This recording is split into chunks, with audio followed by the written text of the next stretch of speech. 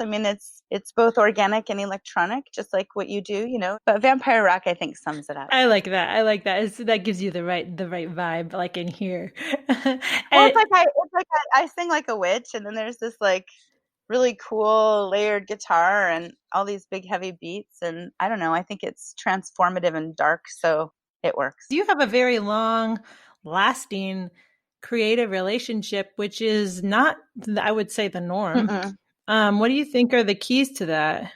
Constant communication, belief in your partnership, and the acknowledgement that love is work. Anyone who thinks that, you know what I mean? Love is never easy stuff. And Alton and I have a very, very good, cohesive, very grounded, loving, respectful, equitable relationship. And we've built that. And we have a deep trust and acceptance of one another. And I think that acceptance is really, really, really, really key.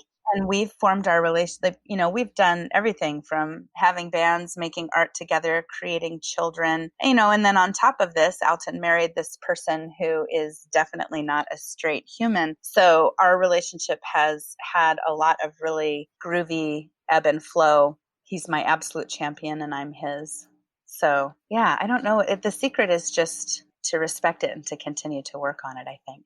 And I think that also just I don't really think about it, if that makes any sense. I just think that we're both really determined people, and so we really love each other so much that he's my person. And then that's also an interesting thing because, you know, normally I migrate toward women, and Alton's what taught me, I think, largely to move beyond my own thoughts of gender even. I mean, or just what I needed as a person, because he's just holistically everything I need. He's kind of the ultimate partner. And I do also maintain other partnerships in my life, and Alton is always 100% my principal person. So That's awesome. That's very cool. Yeah, I think that's such a key, acceptance of the other person and the sovereignty, I guess, of allowing them to be their own sovereign person, be who they are. mm-hmm. I feel like that's when relationships usually go wrong, is when somebody's trying to change someone or, you know, trying to vilify how the other person lives, and that's just not going to work. No, it doesn't work. And yeah, so I mean, that's like, yeah, like you're saying, we have deep agency. We have a lot of autonomy as individuals. And then for me, being able to express the layers of my own sexuality has been incredibly important as a person. And I've gotten better at sort of self-actualizing the older that I have gotten. You know, I'm sure I'm that typical person, like I was telling you, being raised by Pentecostal folks and Southern Baptist folks and evangelicals too. It's like who and what I am was not largely accepted. And so having a partner that has accepted that and has allowed me, allowed is the wrong word. He stood beside me as I find who I am. And likewise, I do that for him. So it's actually been relatively smooth ride, which is kind of weird. We've been together almost 32 years. And I would say in all of that, we've had 2 years that were difficult. Wow. And what made those years difficult? Was it just getting used to each other, or was it just being together for a long time? Or it was having babies. Yeah, that puts a lot of stress on a relationship. Yeah, and I actually never thought I would have children. I actually didn't desire them. I was everybody's nanny, but never thought I would do that. And then this kind of this sort of decision was made, and I was really, I mean, I'm really happy I did it.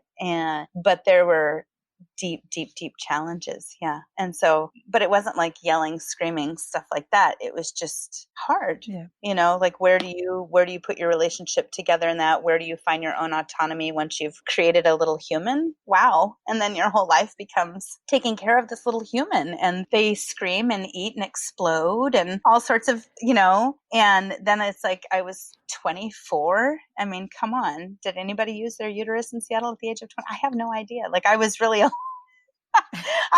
alone. And so it was really, but I was so lucky because honestly, it was my music community that embraced me. I mean, it's all these like funky old punks from Seattle who are the ones who were having a smoking section at a barbecue. So I could sit there and, you know, nurse my baby. Like everybody was loving and respectful. So it was cool. That's awesome. Are your kids artists also? Yes. Yeah. Both of them are. Yeah. My eldest just turned 28. My youngest is 23. Oh, wow. Yeah. I had kids in my 20s. Isn't that wild? I feel like that's the time that you should do it, because it's like you almost don't know better. You're young yourself and you have the energy. When you start waiting, I waited and waited, and then it was like, it's too late now, because you just start waiting, you weigh everything and go, I don't know. And then Yeah. if you decide to pull the trigger, it can be too late. So I feel like it's a good idea to just do it. Yeah, and it was just kind of happened, honestly. I mean, it was it was intentional, but it was just kind of this feeling that it should happen. I can't really describe it, and I've never regretted it. And my children are my friends and my confidants, and sometimes it's hard now because, I always have to be their parent on some level, but I just like them as people. But then there's that strange thing of like, I have to fight sometimes, like know when to hold back. I don't want to give too much advice or get too involved in the wrong ways, because I feel like it's better to be the supportive friend and be here to listen to them than to be telling them what to do. But then sometimes I'm their parent and I'm like, hey. So your kids call you dude mom? Yeah, it's like dude dash mom, dude, mom, what's up? Dude, and it's like they've always said that I was kind of like 1950s dad, sitting having my coffee, reading the paper with my legs crossed, and they nervously come up to me to ask for the keys to the car, and then I'm like, well, did you get this done? Did you get that done? Did you talk to your father? And then they would go to Alton to get those more tender emotional needs met, and it's not that I'm emotionless or anything. It's just that Alton and I kind of have this switchy shift between us, and Al is not a straight man, and very much, I mean, I would say that Alton is probably, I would say that Alton is a bi person. I guess that's where I would put that. And I usually refer to myself as an omnisexual. I kind of like that term. I'm learning to like that term. It's all encompassing. Yeah, I don't give a shit about all the terms ultimately, but I like that one. It's got a cute flag, so I'll keep it. But women is definitely what I lean toward. And it's really funny because then my kids are also heavily involved in my additional relationships, let's just say. And so currently dating a really great person that I was just telling you about offline. And my youngest is super involved and like will be having cocktails and dinner with me in this new love in my life. And then my eldest, she likes to wait until I've been seeing someone for a couple of months because it's easier for her to get really attached, and she doesn't like it if something ends. So let's just say I taught my kids archery, how to shoot BB guns, how to do, all sorts of crazy stuff. So Alton and I definitely balance each other out. And I really embrace a masculine side. He really embraces the feminine side. And so then we're these kind of, switchy, funky queer parents. And then, I guess maybe we are what the religious right fears, because our kids both grew up to be queer artists too. So it's spreading.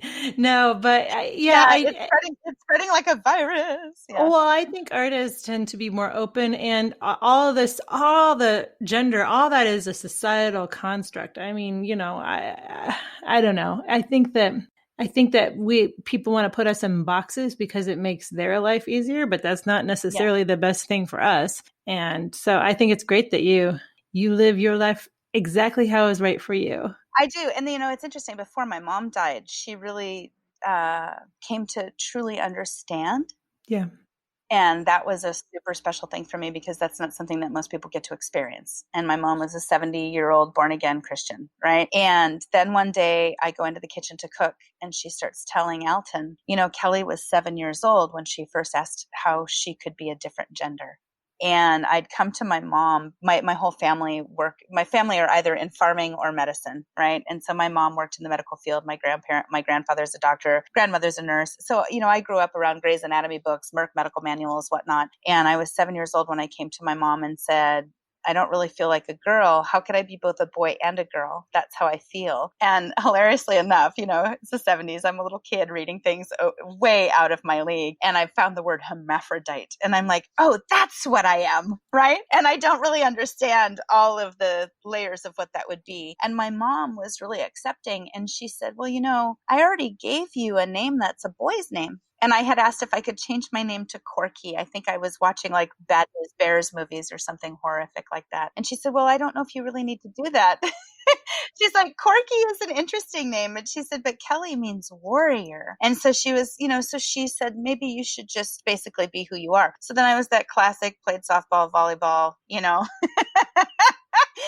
walks like a duck, acts like a duck. So wow, so your very religious mother, she knew from the time that you were a young Yeah, kid that you didn't necessarily identify as being straight heterosexual female, exactly. and she was okay with it? Well, she was challenged by it, but she also accepted it. So she was once asked by at like a company party what she thought, a friend of my stepfather's, what she thought I was going to be when I grew up, and she said, "Well, I guess if Kelly doesn't grow up to be a lesbian psychiatrist, I'll eat my hat." I mean, she really had me pegged, and I didn't grow up to be.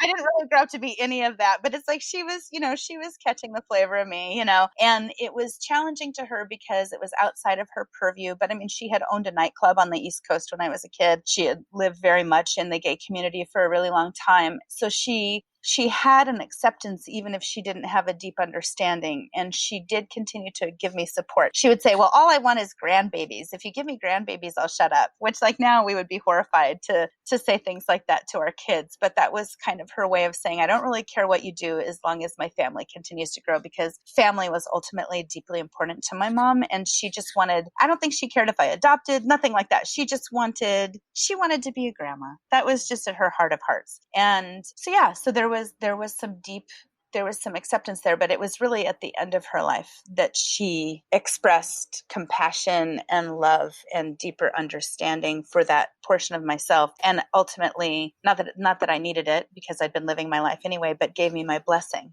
gave me her blessing to be me, and but it took her years to want to meet additional partners or anything like that. That was definitely a challenge for her at first, and so she didn't mind hearing about it. She didn't mind seeing photos, but she didn't want someone to come to Christmas dinner. And then did somebody ever come to Christmas dinner? No, I gave her that love and support and respect, which a lot of people would probably disagree with me about that, but I feel like it's about picking your battles. I feel like if there's a space for my mother and I to meet, that was ultimately important. She did do some video chats with me and a gal that I was dating at the time, and so they did meet in that way, and it was about a half an hour, and it was super pleasant. But yeah, that's just her boundary, and I didn't have to hide myself. I guess one of the reasons why I didn't bring up the gender fluid stuff is because I never know how I never want to be exploitative or make someone feel like, oh, like that's why Sure. I have them on or something. Sure. Well, and ultimately, I mean, it's just like, I mean, I'm sure you get this all the time. Like Outland and I get, so many music publications write about us being a married duo. Well, that's great. That's cool. It's true, but it doesn't define who we are. And there's this other layer to who we are. And then ultimately my gender fluidity, so right now I'm in this big femme phase, and, these things come and go in my life in the ways that I present and relate to the world. And ultimately, yeah, I don't necessarily want them to be a focus, but it is definitely part of me and how I see the world and how I process it. And it's a very different lens. And so then it's always, media usually wants to focus. Okay, recently I had somebody say after they heard a podcast that he and I were on that was a podcast about non-monogamy, actually, and we were getting all of these great questions. And then I had somebody approach me pre-COVID and say, "Wow, I'm so blown away. I'm kind of disappointed. I always thought you two had a fairy tale romance."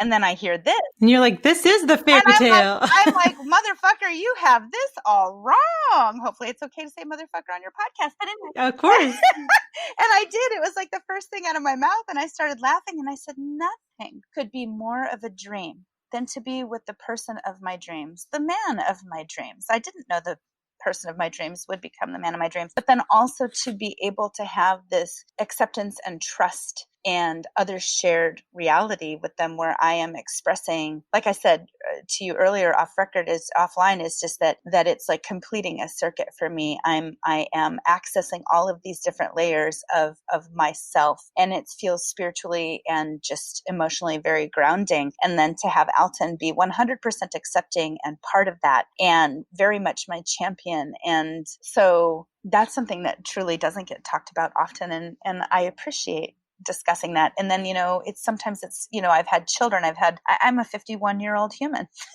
I've done and seen a lot of things at this point. And so I think with society having such a focus on the binary, I think it is nice sometimes to bring it up. So I would say, don't fear it. I don't think that it's necessarily capitalizing on it to feel free to ask. I think it's a good discussion.